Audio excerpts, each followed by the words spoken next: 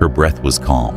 Her lips moved, barely, not in fear, but in prayer, though not to be saved. The axe was already polished. May 19th, 1536. Anne Boleyn stood barefoot on the scaffold, built within the walls of the Tower of London. Around her, nobles whispered, some wept, most watched in silence. But Anne looked straight ahead, chin lifted, eyes wide open, once the most powerful woman in England. Now, just a silhouette against the gray sky. The sword had been brought from France, a cleaner cut, they said, more dignified, as if decapitation ever deserved grace. She wasn't there because she sinned. She was there because she dared. She dared to deny the king. She dared to play the Game of Thrones without a crown on her head or a son in her womb. But here's what no one says out loud. Anne Boleyn didn't die because she was wicked. She died because she was necessary. Necessary to rewrite the laws of God. Necessary to tear apart a church. Necessary. Until she wasn't. So tell me, if a woman could change the fate of a kingdom, why couldn't she save herself? If you're ready to uncover the darkest truths beneath royal lies, like and subscribe. We go where history dares not whisper. Before Anne Boleyn ever set foot in the English court, she had already learned the most dangerous weapon a woman could wield: attention. She spent her teenage years not in the stiff corridors of English castles, but in the glittering courts of Burgundy and France, where wit was sharper than steel, and a well-placed glance could win or ruin a man. Anne observed it all: queens who ruled with a smile, mistresses who danced between power and ruin, and men who underestimated women at their own peril. Unlike most English ladies trained to blush and curtsy, Anne Boleyn listened. She watched. She remembered. She returned to England not just educated, but armed with fluent French, an eye for fashion, and a rare charisma that didn't beg for approval, it demanded it. But she was not beautiful in the way court expected, not soft, not submissive. Her features were striking, angular, her eyes dark, intelligent. Questioning lingered too long on men who thought themselves gods. And when Henry VIII noticed her, it wasn't just lust, it was confusion. He had never met a woman who made him feel small. Anne didn't want to be another mistress. She didn't want to warm a king's bed. She wanted to shape kingdoms. She knew her power wasn't in her body, but in how she used it. Flirting became diplomacy. Rejection became strategy. Where others curtsied, she challenged. But here's the tragedy: Anne learned to play the men's game, and she played it better than most. She read books they hadn't read. She debated scripture with bishops. She turned court gossip into currency. Yet in a world ruled by men, a woman who wields power without permission becomes dangerous. Anne wasn't just seducing a king. She was rewriting the rules of a kingdom before she'd ever sat on a throne. And the men around her, they smiled, they clapped, until they realized the crown wasn't the only thing she was after. She wanted influence, and she was willing to fight for it. But what happens when a woman plays the king's game and starts to win? That's when they sharpen the axe. Anne Boleyn never gave in for 6 years. The most powerful man in England offered her everything: jewels, estates, titles, and she refused them all with a calm, razor-edged smile. She would not be his mistress if he wanted her. He would have to make her queen. It wasn't morality, it was strategy. Henry VIII had known many women soft-spoken, obedient, grateful for attention. Anne was none of those things. She toyed with him. One moment, a letter scented with flirtation. The next, weeks of silence. She didn't seduce Henry. She withheld herself until he became the one begging. And Henry, he destroyed a kingdom for her. He rewrote the laws of God, defied the Pope, broke centuries of religious tradition, not for love, but for obsession. Anne was a mirror, and Henry saw not a woman, but a version of himself he couldn't control. But here's the deeper truth. Was Anne ever truly in love? Or did she see what every intelligent woman saw in that era, that love was a trap, and power was the only escape? A noblewoman's destiny was clear marriage for alliance, silence in the face of betrayal, and death in childbirth. Anne had other plans. She watched queens reduced to footnotes, mistresses discarded with a shrug. So she chose a different path. She wouldn't fall in love with the king. She would become the king's undoing. To Henry, she was desire. To Anne, he was a ladder. Does that make her cold, or simply one of the few women in history honest enough to play the game, as men did, and better? But as the crown inched closer, so did the noose. Because in the Tudor court, a woman's ambition is only tolerated while it benefits the man who craves her. And once he gets what he wants, she becomes dangerous. Anne made Henry chase her for 6 years. But in doing so, she taught him something fatal.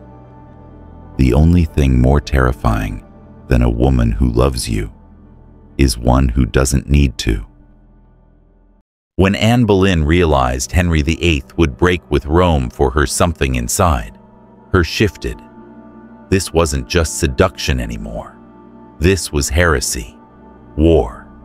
History cracked open like bone. He was the King of England, yes, but she had become something far stranger, the woman who made a monarch challenge the Almighty.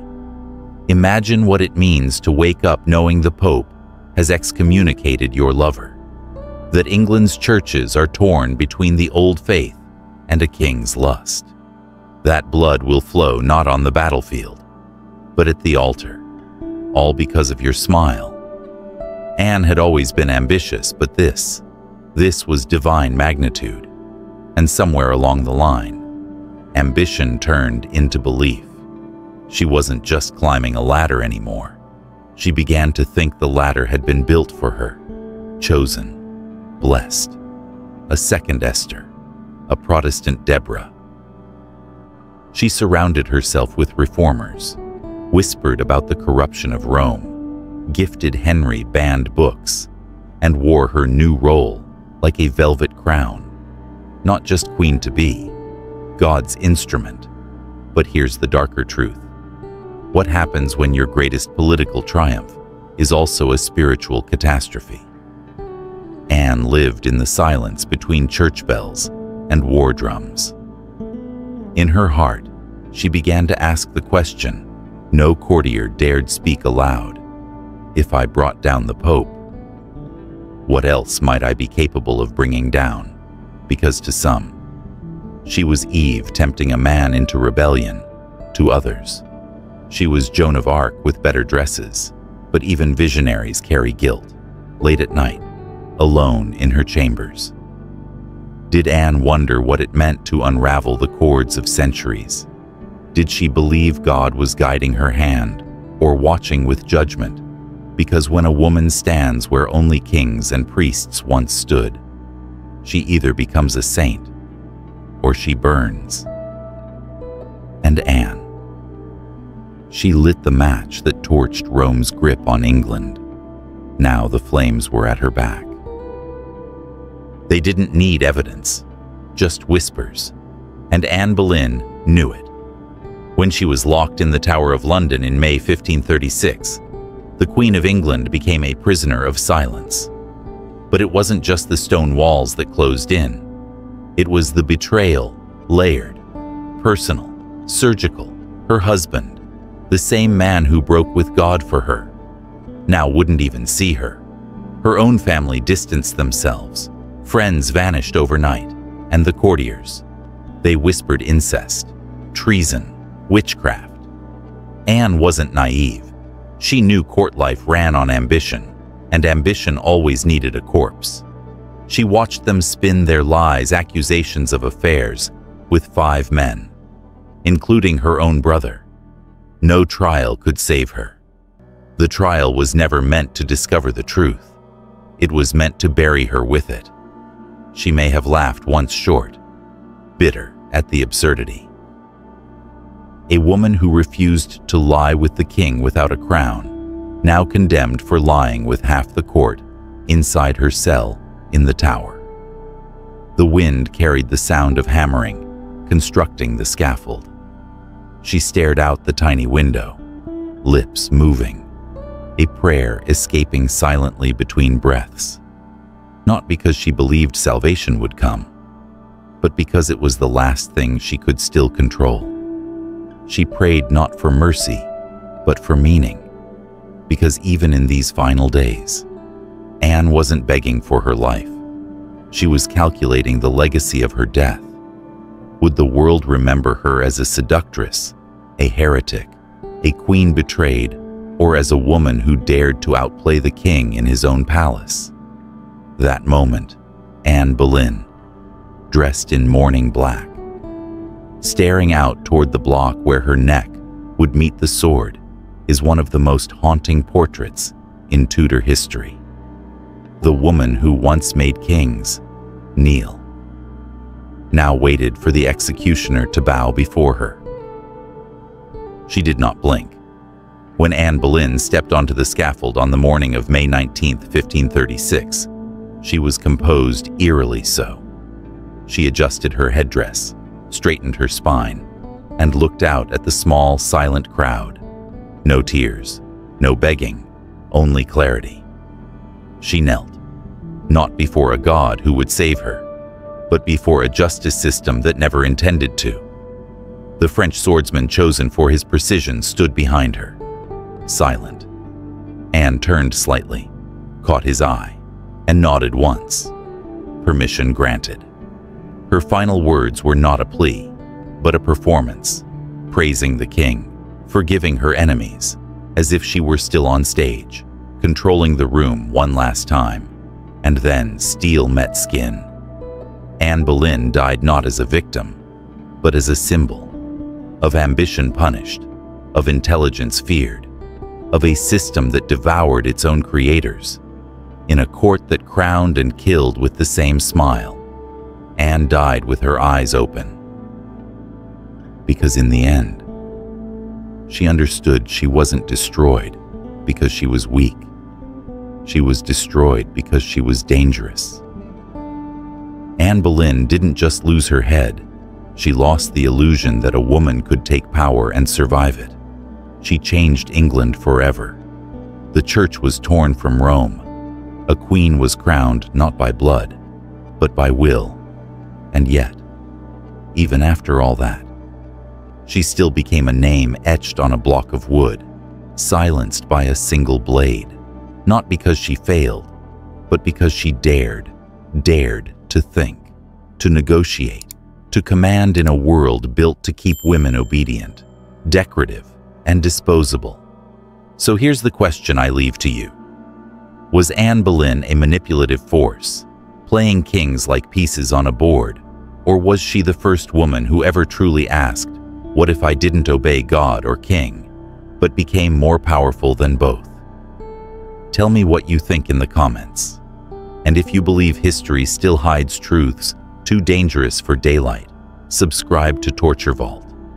We don't whisper, we excavate.